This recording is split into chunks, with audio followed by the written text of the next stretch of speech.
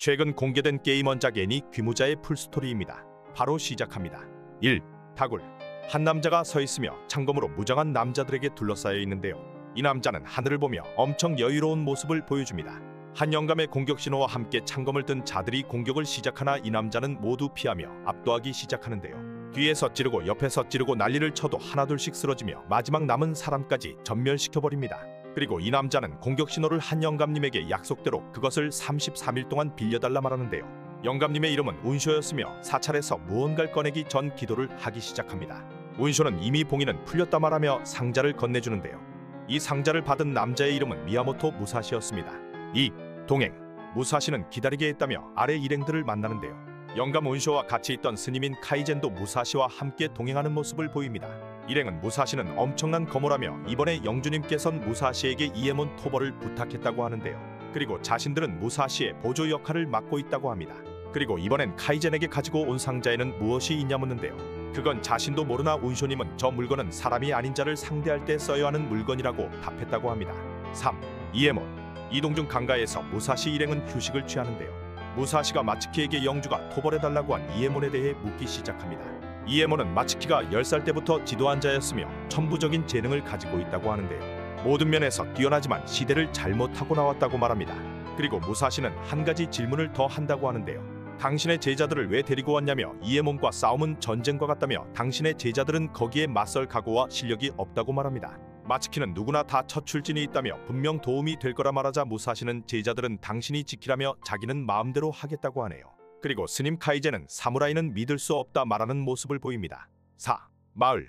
밤 시간이 되자 인근 마을에 도착한 무사시 일행은 내일 드디어 이에몬과 싸움을 할 거라 하는데요. 무사시는 할 말이 있다며 이 안에 배신자가 있다 말하는 모습을 보여줍니다. 자신은 오면서 모두를 보고 있었다며 7사람 중 3명의 악인이 있다 하자 사람들은 반발하는데요. 무사시는 마츠키에게 손목을 걷어보라 말합니다. 그리고 팔에 한 마츠키의 문신을 보며 그건 이에몬에게 돌려보냈던 첩자에게 나왔던 문신이라 하는데요. 그게 왜 당신에게 있냐 묻습니다. 그러자 마츠키는 당연히 내가 배신자이기 때문이라 말하며 분열이 시작되는데요.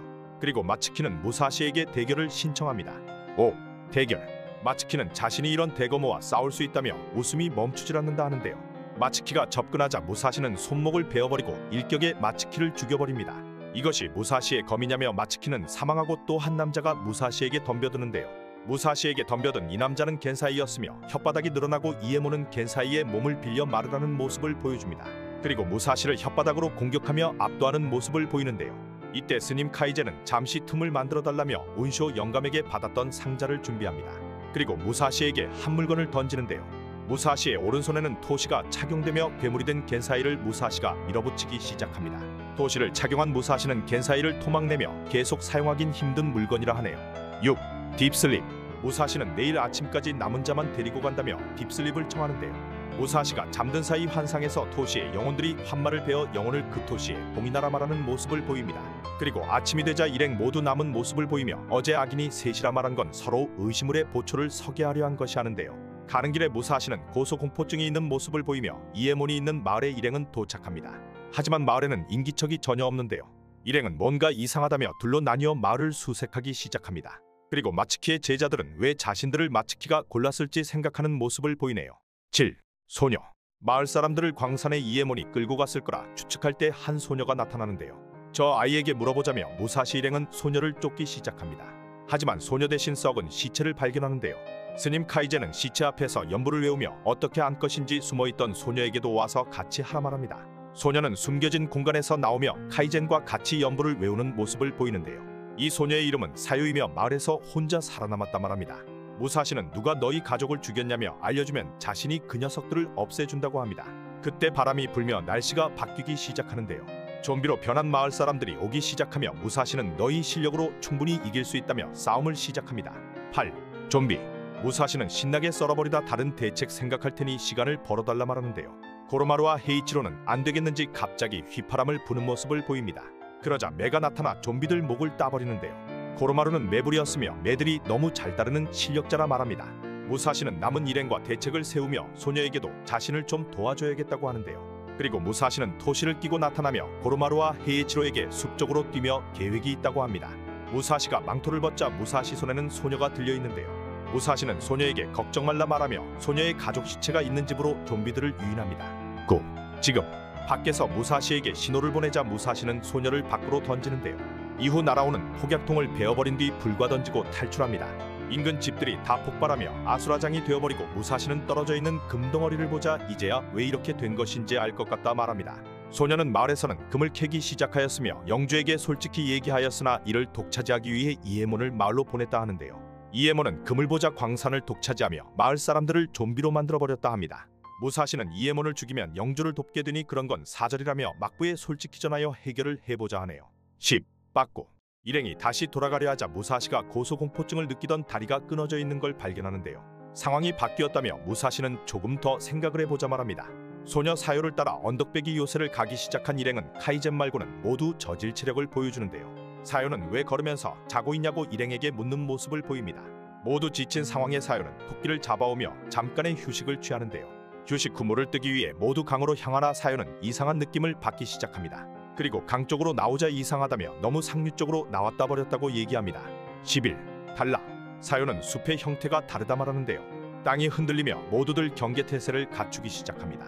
그리고 무장한 좀비 떼들이 덤벼오는데요. 사요는 이 녀석들이 나무를 뽑아 숲의 형태를 바꾸어 이곳으로 유인을 했다 합니다. 좀비들을 물리친 뒤 고로마루는 자신은 망설이던 무언가를 결심했다 말하는데요. 그때 고로마루에게 거대한 창이 날아오며 매가 막아서지만 고로마루 몸통을 뚫어버리고 맙니다. 고노마루는 매들을 부탁한다며 사망해버리는데요. 그리고 세 남자가 등장을 하며 사요를 납치해갑니다. 12. 모욕. 무사시는 정체가 뭐냐고 소리를 지르며 얼굴을 드러내라고 하는데요. 내일 아침까지 산사로 오라 말하며 이들은 사라지고 맙니다. 고노마루와 고노마루를 지키려던 매가 죽어버리며 다들 자책을 하는 모습을 보이는데요. 무사시는 아까 그 녀석의 목소리가 귀에 익는다 하며 생각에 잠기는 모습을 보입니다. 카이제는 꼭 산사를 가야 하냐며 그건 아이와 녀석들의 문제이니 우린 갈 길을 가자 말하자 헤이쿠로가 카이젠을 한 방 먹여버립니다. 부처의 가르침이 그거냐 하자 자신은 토심한 수습을 하면 된다고 하는데요. 무사시는 아무래도 그 목소리가 신경 쓰인다며 산사로 향하기로 결정합니다. 13. 풀어. 납치된 사요는 자신을 풀어주라고 납치범들에게 얘기합니다. 풀어줄 수는 있으나 그렇게 되면 너의 다리를 잘라야 한다 말하는데요. 말귀를 알아들은 사요는 그럼 이대로 있겠다 얘기합니다. 그리고 무사시와 아는 사이냐 묻자 누군가에게 부탁을 받았다며 그 녀석의 사진은 서로 자신들이 자르겠다 말하는 모습을 보입니다. 세 남자가 넌 무사시에게 뭐냐 묻자 사요는 그 녀석들의 우두머리라 하는데요. 웃으며 너와 무사시는 내일 아침 죽게 될 테니 그렇게 알고 있으라 합니다. 14. 만남. 아침이 되자 무사시 일행은 산사에 도착하였는데요. 복면을 쓴 세 남자가 기다리고 있으며 무사시는 바로 토시를 착용합니다. 그리고 토시를 착용하자 눈앞에 환마를 베라는 목소리가 들려오는데요. 세 남자는 복면을 벗으며 얼굴을 드러내자 무사시는 이 녀석들은 요시오카 삼형제가 아니냐 묻습니다. 무사시는 나한테 죽었는데 왜 살아있냐 묻는데요. 믿지 못하는 표정을 보이는 무사시에게 이제 그런 건 상관없다며 사유를 돌려달라 얘기합니다. 과거 얘기를 하며 갑자기 세 남자 중 한 명이 키스를 하려는 것인지 무사시에게 접근하여 침을 바르는데요. 너가 귀신의 힘을 얻었다면 우리는 환마의 힘을 얻었다며 싸움이 시작됩니다. 15. 시작.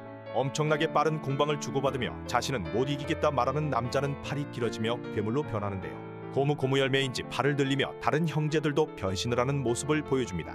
그리고 종에 불을 붙이며 저 종 안에는 사유가 있다 얘기해주는데요. 우리에게 죽는 게 빠를지 꼬마가 죽는 게 빠를지 시험해본다 하자 무사시는 일행들에게 사유를 구하라 말합니다. 세 명과 싸움에서 무사시는 밀리고 마는데요. 이 도리로 무사시는 반격하나 세 명까지는 무리인 모습을 보입니다. 그리고 무사시 일행은 지렛대로 사유를 구하려 하나 되지 않자 카이제는 맨손으로 불타는 종을 밀기 시작하네요. 16. 잘라버려.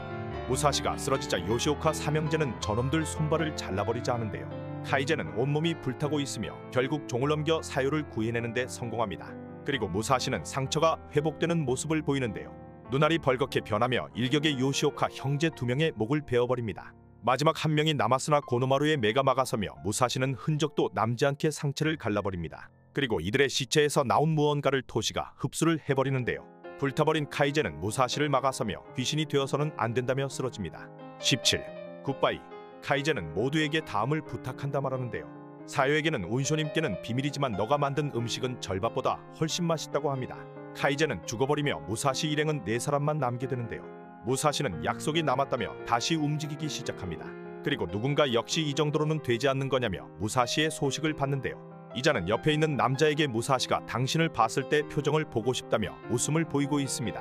18. 또냐. 길을 나서는 무사시 일행에게 요시오카 삼형제를 죽였더니 이번에는 요시오카 세자매가 등장하는데요. 몇 명을 낳은 건지 세 자매는 공격을 시작하며 사요가 들고 있는 토시를 노리는 모습을 보여줍니다. 하지만 메가 토시를 무사시에게 던져주며 무사시는 세 자매를 압도하는데요. 토시를 지키다 쓰러진 사요를 보살피며 다시 휴식을 취하는 모습을 보입니다. 무사시는 자신이 토시에 의존하는 걸 신경 쓰는 것인지 토시를 옆에 두고 수련을 시작하는데요. 토시 없이도 무사시는 상대를 물리치려는 생각을 하는 모습을 보여줍니다. 19. 과거. 사요는 가족의 꿈을 꾸며 깨어나나 사요를 보던 헤이쿠로는 어찌된 것인지 그 전에 집안을 뛰쳐나갔는데요. 사요는 깨어나 수련을 하는 무사시와 얘기를 하기 시작합니다. 무사시는 이제 넌 여행에 그만 따라오라 하나 사요는 이렇게 된 건 자신 때문이라며 과거 얘기를 해주기 시작하는데요. 강상류에서 금조각을 찾은 뒤 금덩어리를 사요가 처음 마을로 가지고 내려왔다고 말하는 모습을 보입니다. 그 뒤로 마을 사람들이 변하기 시작하였고 이런 결과가 찾아왔다며 사요는 눈물을 보이는데요. 무사시는 넌 너가 가져온 금덩어리만큼의 죄책감만 가지고 살라 하며 나머지는 다른 사람들에게 맡기라 하자 사요는 울기 시작합니다. 사요를 돌보다 떠난 헤이쿠로는 왜 이 여행에 자신이 선택된 것인지 겁을 먹은 모습을 보였으나 약초를 찾으러 간 사헤이와 죽어버린 일행의 영혼을 보며 다시는 도망치지 않겠다 말하는 모습을 보여줍니다. 그리고 무사시는 다시 등장한 요시오카 세 자매를 일격에 보내버리네요. 20. 광산. 무사시 일행은 드디어 광산에 도착하는데요. 광산안을 들어서자 금들이 번쩍이며 큰 성의 계단 앞에 도착합니다. 그리고 이곳에 한 남자는 무사시 일행을 반기는데요. 이곳은 자신의 주인인 이에몬님이 이름을 드높일 성이라며 자신은 알프레드라고 소개합니다. 그리고 이에몬 주인님은 당신들이 동료가 되길 원한다 말하는데요. 사요에겐 당신의 부모님이 기다린다며 자신을 따라오라 얘기하자 무사시 일행은 알프레드를 따라갑니다. 알프레드는 금광을 지나 한 투기장과 같은 곳에 무사시 일행을 안내하네요. 21. 콜로세움. 콜로세움과 같은 투기장에서 알프레드는 다시 한번 이에몬의 동료가 될 거냐고 묻는데요. 무사시 일행은 이를 거절하며 어서 이에몬을 불러달라 얘기합니다. 알프레드는 갑자기 쓰러지며 아양을 떠는데요. 그럼 교섭은 결렬이라며 이제는 무기를 모두 버리고 사지를 잘라버린 뒤 혀와 눈을 뽑아버리겠다고 말합니다. 알프레드의 인사와 함께 화살이 날라오며 무사시는 손목으로 화살을 막는데요. 그리고 말과 하나가 된 괴물이 등장을 합니다. 알프레도는 말등에 타며 이 조합은 최강이라며 총질을 하기 시작하네요. 22. 여기야. 헤이쿠로는 갑자기 이곳이라며 사헤이에게 무언가를 던져주는데요. 사헤이는 무사시에게 이걸 먹으라 하고 헤이쿠로는 달려가며 양귀비 씨앗으로 만든 가루약을 연막처럼 뿌려버립니다. 한 번만 마셔도 엄청난 환각이 보인다며 여기에 피까지 섞이면 엄청난 효과를 본다고 하는데요. 헤이쿠로는 화살을 맞고 뽑아내자 연막이 벌겋게 물들기 시작합니다. 헤이쿠로는 마지막 술법이라며 점괘를 보며 나 하나로 저들은 살 것이라 얘기하는데요. 자신의 역할을 할 곳은 바로 여기라고 말하는 모습을 보여줍니다. 23. 빙빙. 알프레드와 말괴물은 연막에 마시가 버렸는데요. 아무데나 총질을 하며 무사시의 토시 가방을 박살내버립니다. 토시를 착용한 무사시와 알프레드는 총과 칼로 대립하게 되는데요.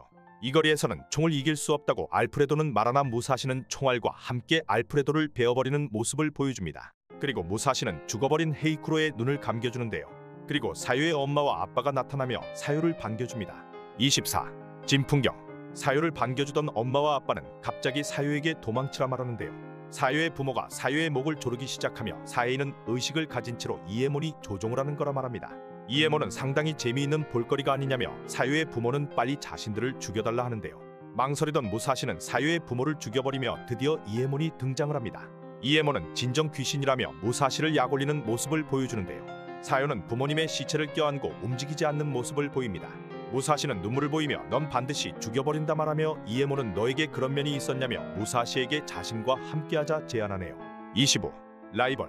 이에몬은 무사시를 설득하며 한 사내를 소개하는데요. 이 남자는 무사시의 라이벌이었던 사사키 코지로였으며 이에몬은 무사시에게 토시를 던져줍니다.